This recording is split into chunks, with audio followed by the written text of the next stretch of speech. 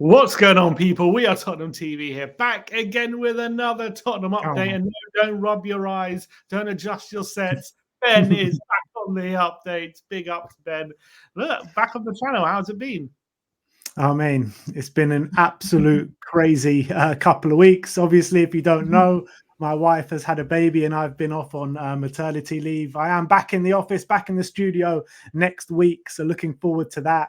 But yeah, thank you all for your kind wishes, by the way. I've been seeing them all coming through and all the comments in the chat and everything. So thank you for that. But look, it's been a crazy time.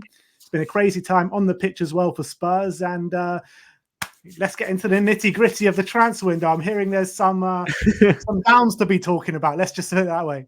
Exactly. With Dragusin slipping through our fingers, we only need Ben back to get him back in the fold. So, look, let's go through all this news that's going through over the last few hours, especially about Radu Dragusin.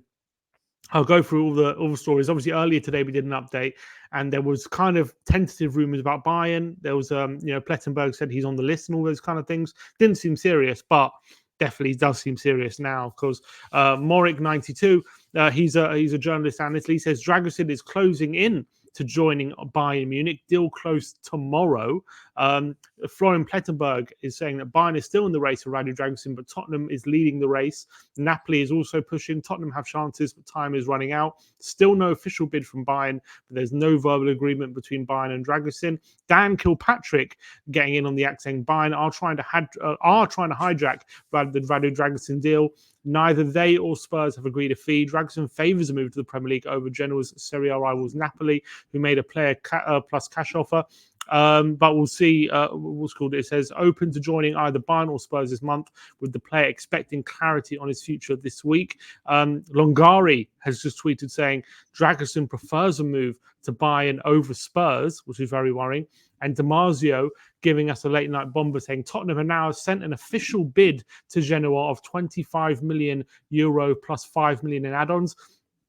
Bayern speaking with his camp, no bid from Bayern yet, but he does say that ongoing contacts between, he says Genoa are increasingly orientated to accept Tottenham's bid for Dragusin tomorrow if Bayern don't make a bid during the night. Should nothing change, the operation should be closed in the morning with the player leaving for the Premier League. So could be a late night for us waiting for any Bayern bids for Radu Dragusin or the here we go, whatever happens. But look, this is one obviously that's been going on for so long. Well, it feels like so long. It's only been a week, but it's constant news every day. It feels like this has been dragging on for a long time, pardon the pun. But obviously it's one that we've been really interested in since, it seems like this is the target we want, the price tag we want. But is it agent talk trying to get us to up our bid to get this one over the line, or are Bayern really interested and we really scrambling to get this deal done before they hijack it? What do you reckon? Well, we heard Bayern were interested in Eric Dyer. We heard they're looking for a centre back. So I don't know. I don't think it's like completely false information that Bayern are looking at Radu Dragusin, because it's clearly they are after a centre back, but. This is just classic Spurs. It's classic Spurs. We heard we need to get that centre-back in the first week of the January transfer window. Timo Werner comes in before any centre-back comes in. We didn't even hear of anything about an attacker or Timo Werner, and suddenly that deal's done. But the one that we desperately need, we're kicking our heels in, trying to get the best deal. I mean, it's just classic Spurs, classic Levy all over again with, just trying to get the best deal, digging our heels in. But I think... I've always said I do think this deal is going to get done, and I still think it's going to get done. But if it doesn't, I don't think like Spurs should just like panic or be alarmed. There should be a number of targets that we should be looking at right now. The way that we've done our business over the last year or two, we've had 3, 4, 5 different targets in the same positions, and we just push the button on the ones that we can get done. I'm not mad if we don't get Dragusin in. We just need to get someone in that position before that Man United game so he can play in the Man United game. So, look, I want this deal to get done, but I didn't even know who this guy was a month ago, and I don't think a lot of people out there did know. And then suddenly he's like the be all and end all for the centre back that we desperately need to take us to the next level. So, look, I think it's a bit of nonsense, to be honest. I do think a lot of media outlets are saying a lot of different things, but having said that, I do think it's going to get done, and hopefully we'll hear about it tomorrow or the next day. Well, just saying that, Romano, who's tweeted a minute ago as we were recording, saying Tottenham keep working on Dragusin deal. Club still confident to make it happen. No changes. Spurs want to close the deal as soon as possible. Negotiations at final stages. Key 24 hours ahead. Bayern have not sent any formal bid to Genoa for Dragusin so far. So definitely does seem that we're ahead in this deal. Definitely seems like it's in our control. And all the figures they're talking about, agreeing a deal for 25 million plus 5 million euros. I think Genoa wanted 30 million cash. So it's pretty much, it's a good leeway. I think it's a good halfway house for Spurs to go there. Classic Levy, though, he's always want a bit in bonuses. He's never going to pay exactly what they want straight in cash. He's always going to leave a bit off for bonuses. So it's a classic structure of the Spurs deal. Look, I think all the indications for me still seem like the real reliable people still saying Tottenham are in control of the deal. I think that's what matters at the end of the day. But look, I definitely wouldn't rule out Bayern just dumping up the cash, and who knows, maybe we do miss out. But I'm with you. I'm not massively panicking over it. I think if we miss out on him, we've shown we can go down the list of our targets and they can still fit in with the structure of the team. So I'm not too bothered about it, but obviously I would like to get it done if he's our first choice. I think it said a lot to me as well when Romano just had that tweet pinned. He hasn't changed his ideas. He hasn't changed his message. He's had that tweet of Radu Dragusin coming to Spurs pinned for his Twitter for the last couple of days. He's not mentioned really anything about Bayern really stealing a march. He's mentioned a few interests here and there, but no like concrete Bayern are stealing the march. They're ahead of Tottenham in this deal.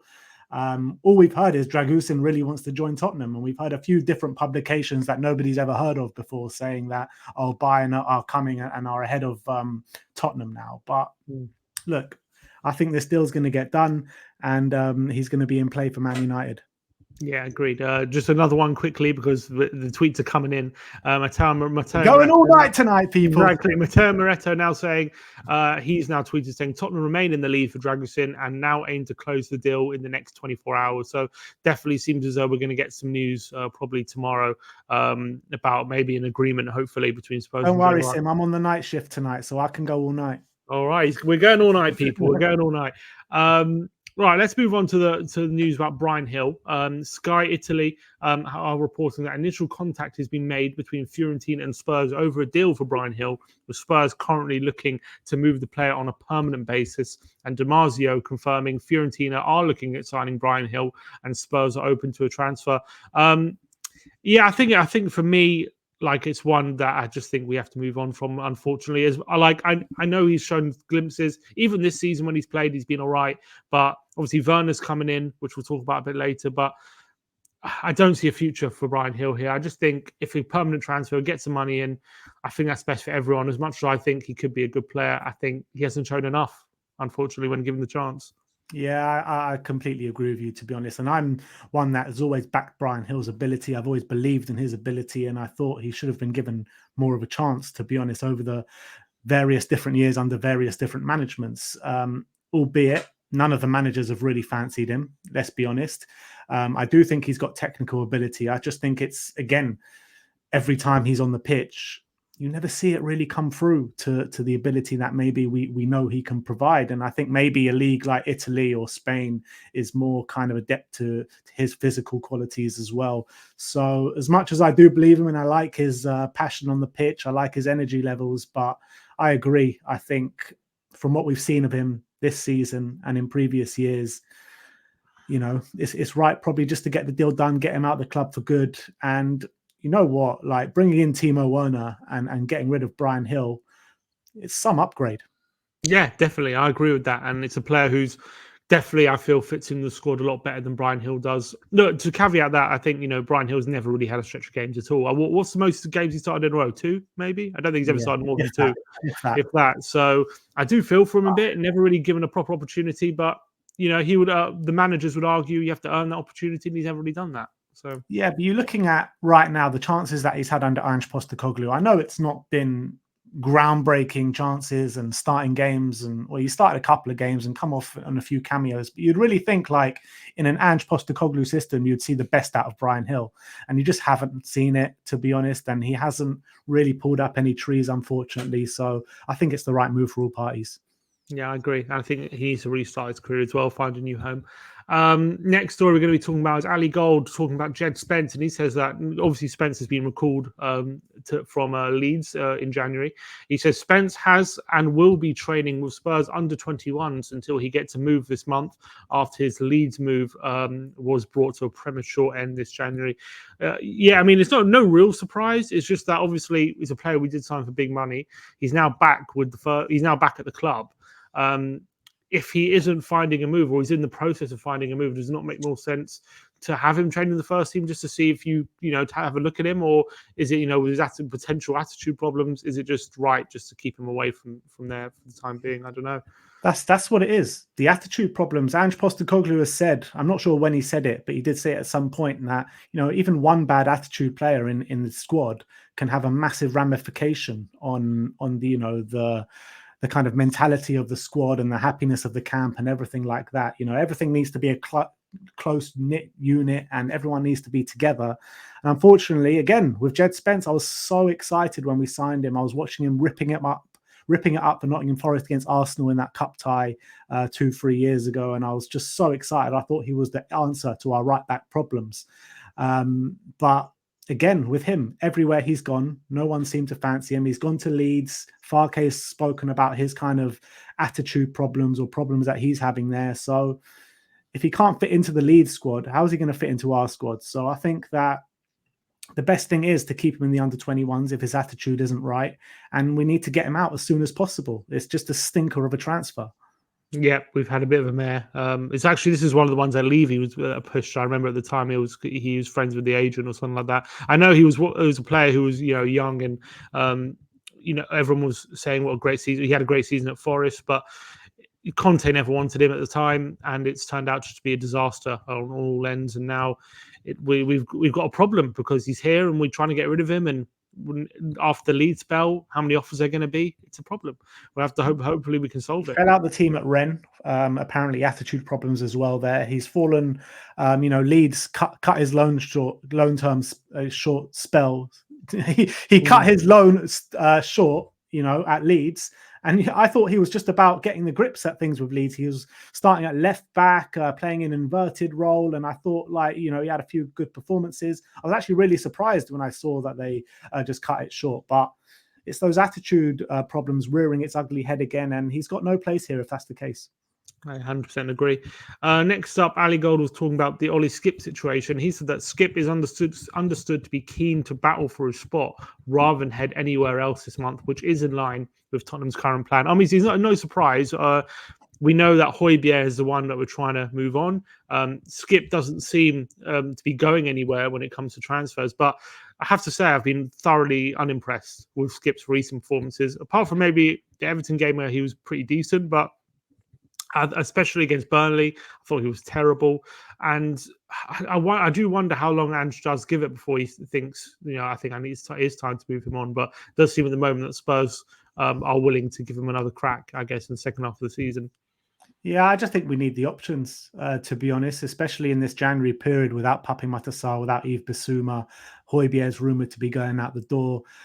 With Ollie Skipp, it's a strange one, isn't it? Because I don't feel like he's going to be getting any better without minutes on the pitch. A young player coming through the academy, he needs minutes on the pitch to further his development. That's not going to happen here as consistently as he would need to really get the best out of it, unfortunately. I like Ollie Skipp. I just don't think he's exactly what we need for this system that we have. Like under Conte, under Mourinho, even under Nuno, these are the kind of systems I think where Skippy is probably going to flourish in. I don't think he's going to flourish in an Ange Postecoglou high-pressing system. So I think what it is going to come down to, he is going to end up leaving the club, and I think it will be the best for his career, and I think it'll be the best for all parties. As much as he's a Tottenham boy, Tottenham through and through, bleeds blue and white, and he's got so much passion for the football club. And so many managers, I think Pochettino said it, Mourinho said it. This guy is a future captain of Tottenham Hotspur. It's just a shame that it's going to come to this, that he's going to have to leave, but I can't see him furthering himself in terms of development by staying around here and just getting bit part role, a few minutes here, a few minutes there. He needs to either go on loan and get consistent minutes in the Premier League, or he needs to leave for good and get consistent minutes in the Premier League, because right now the situation that we're in with Ollie Skipp is doing no one any favours. I agree with that, and I just think as well, if he's going to have any future here, it's going to be in that 6th position. I don't think he's got any future in the 8. I don't think he's good enough when he's like going forwards and asked to do the offensive things. He hasn't proven to be anywhere near good enough. Where he has shown a bit of potential is when he is, in those defensive positions off the ball. He's got a decent passing range when he's got time on the ball. But I feel like with Bentancur and Basuma, I don't see him getting the minutes there at the moment. He is kind of back up to Sarr in that 8 right now, but I just don't think he's suited for it. So whenever he is getting the minutes, he's playing in a position which I don't think he's suited to, and that's also not helping him as well. So from that point of view, I guess he's sticking around for now, but I don't know how much longer that is going to be for come the summer. I think it will be a move in the summer, to be honest. And I think there'll be a lot of suitors for him. I can see him suiting like a West Ham, David Moyes team. I can see him doing quite well there and places like that. And I think like maybe a top 6 Premier League team is a bit too much for him right now. But I think anything below that, I think he can flourish in, to be honest. And if we were to get rid of Højbjerg, get rid of Skipp in the summer and bring in like someone of a Conor Gallagher stature, I think that'd be a really good move for us. 100%. I think that'll be a major upgrade. Last story talking about is the Timo Werner deal. Obviously, we've got the here we go. He is set to sign. Just a few little additions about the story. Plettenberg says paperwork for Werner is done. The deal, the player is flying into London this evening to undergo medical.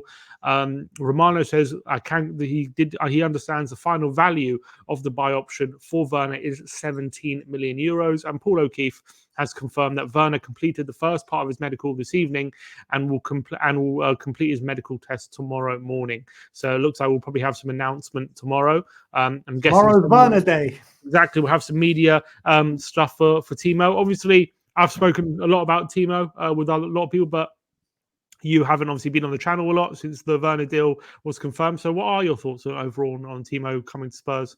Yeah, look, I think I'm really positive about this deal, and I get the negativity around this deal, but I don't get that people are just being so over the top. Like, this guy has never been a good player. He's crap. He completely flopped in the Premier League, and yeah, he wasn't great in the Premier League, but I don't think he was like as much of a flop as like Havertz was or something like that. I remember watching Werner play for Chelsea, and I saw some good things in there.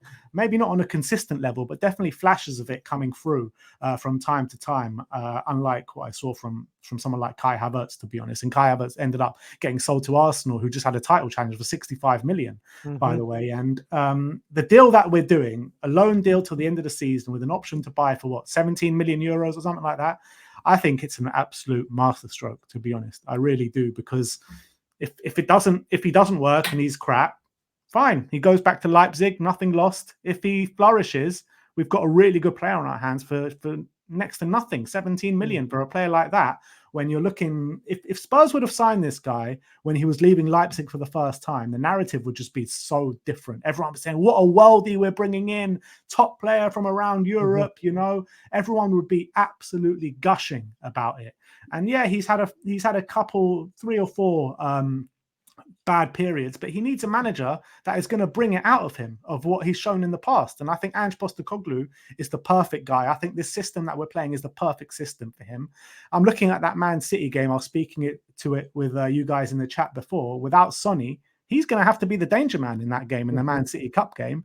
With his pace, he's rapid. With that pace in behind, I'm just hoping when he goes one-on-one, he doesn't fluff his lines like we saw many times in a Chelsea shirt. But I'm positive about this deal. I think it's a massive upgrade on someone like Bryan Gil. I think he's going to help the squad massively. We just need to get that confidence back in him. And I think Ange Postecoglou is the perfect guy to do it. But look, I'm not going into this completely blind thinking that it can't flop, because look, there's a big potential that it can flop as well. But I think the positives massively outweigh the negatives on this one. I think so as well. I think the potential upside is huge. I think we know what Werner can do when he's on his game, and a confident Werner, especially when he's going to be looking to get into that Germany Euro squad as well. I think Ange is a great manager for him right now to try and build his confidence. I don't think he's the perfect player in terms of the profile we want. Depends on what we're looking for. I think if we're looking to play him centrally as a striker, I think his profile is actually pretty good. I think he's a really good profile for what we want. If we're looking to play him off the left, I don't think he's a great profile for what we want, but maybe he can develop outside of the game. That's the only reservation I have about this deal is, are we looking to play him on the left, which I think we probably are. Then I don't know if it's the right fit. But if but look, if Son goes central, he can go on the left, or he goes left. And if Son goes left, he can go central. Something about a front three of Son, Werner, and Johnson that really excites me. Electric pace, man. That is Especially from a pressing point of view. Like imagine just those three players hounding the opposition and how difficult that's going to make it for them. So that does excite me. But I do obviously have reservations about his profile. But I think it's a deal definitely worth doing, and a player with his skill set can definitely get your bums off seats. He can excite you, and imagine like us on a counter attack with those three players up front as well. We're going to be dynamite. So very excited for what he's going to bring, and it would be a brilliant story as well if he really has a renaissance under Ange Postecoglou at Tottenham as well after failing at Chelsea. That would be a fantastic story. So I'm all here for it. But look, you just know he's going to score the winner at Stamford Bridge as well. You just know that would be amazing. And look, and he'll go like that to the fans as well. Chelsea fans still seem to like him. All the Chelsea fans I've spoken to seem to say that I think it's a good deal for Tottenham. I think he's a good player, and he was just unlucky. Apart from him, he thinks he's a bum. Yeah, but I've spoken to a few Chelsea mates of mine, and they think he's a pretty good. So it'd be interesting to see. They'll still think like he's a good player, and they really like him. But look, that is it for today's Tottenham update. Let me know in the comment section below anything we discussed today, and let me know if you enjoy having Ben back in the updates. See you all very, very soon. Like, subscribe, and comment. And as always,